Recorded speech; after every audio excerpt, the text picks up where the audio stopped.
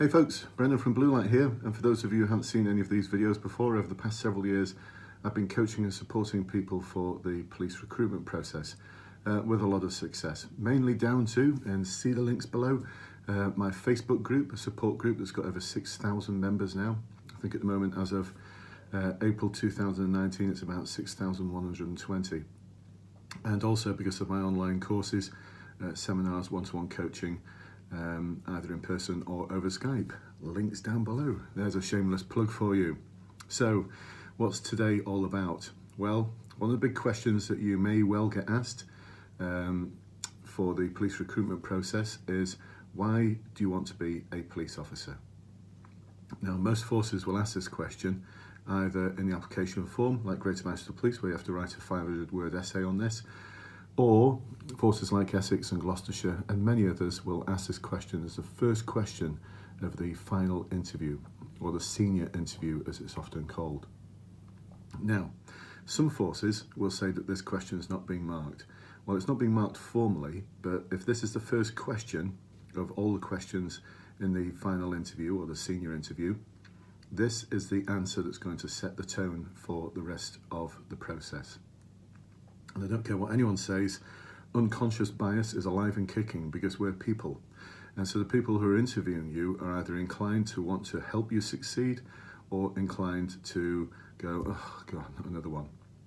Now, why do they go, oh, not another one? Well, it's because some of you are reading the books out there on how to get a job. In particular, there might be some books out there on how to become a police officer that are telling you to use buzzwords from the competency framework, or talk about how you've always wanted to help others, how you want to give something back to the community. It's a job where no 2 days are the same, and it's a role where there's lots of prospects and direction in which you can go in terms of advancing your career. Now, there's so many of my clients in my coaching sessions keep coming out with this stuff. Trust me, I've been an interviewer, and trust me, I know interviewers still who hear this and they just tune out. Because how many people do you think are coming to the interview and coming out with that kind of twaddle? Yes, hundreds. So what you've got to do is come out with a narrative which is individual and authentic and all about you. And it's got to have some emotional punch in it as well. So I was coaching someone the other day who, when I first asked them that question, why do you want to be a police officer? They came out with all of that absolute nonsense and twaddle. And the first question I always ask at the end of any answer is, how do you feel that went? And he shook his own head and said that was just awful. And I just came out with cliche after cliche. It was just nonsense, but I just couldn't help myself. I didn't know what else to say. And so I asked him, kept probing away. We spent about half an hour on this, probing. What is the inspiration? Where did it all start? You didn't just wake up one morning and think, I know, I want to be a police officer.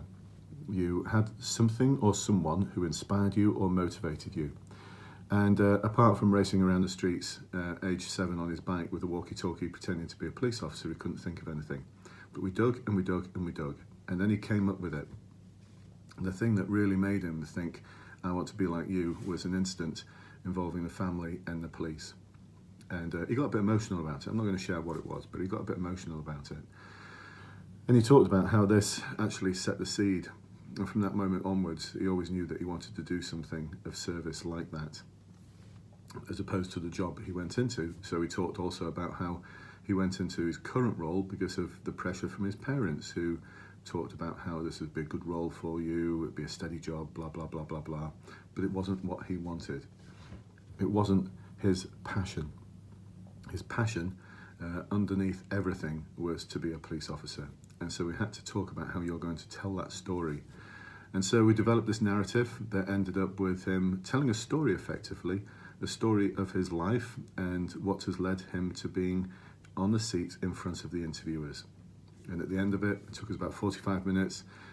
He smiled, he was really happy. He knows he's got an absolutely outstanding narrative that's going to get the interviewers on board.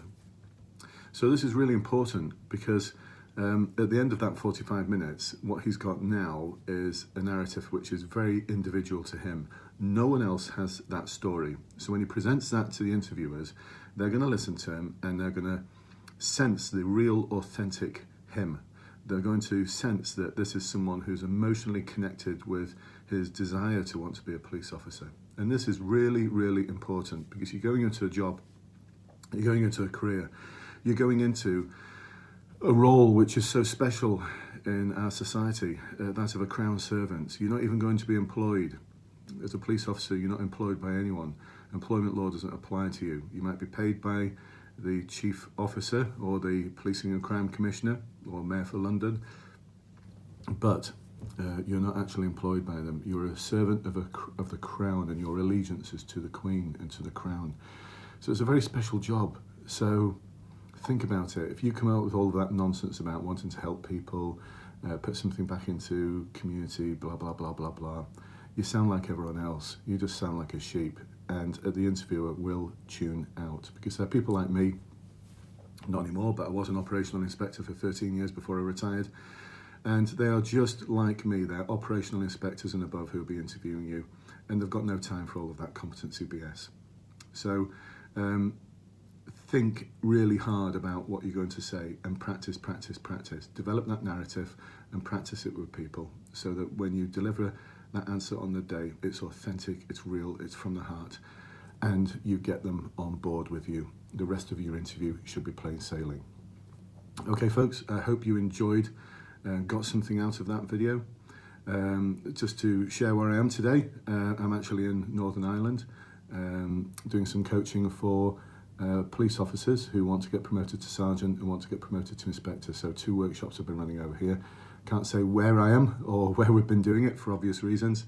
But if you're wondering whether these questions I pose to you are really difficult just for recruits, no, they're not. They're really difficult for everyone. So the question I've been posing to them is, so why do you want to be a sergeant? Why do you want to be an inspector? And they've been finding that question really difficult. So there you go. You're not on your own. Speak to you soon. Bye-bye for now.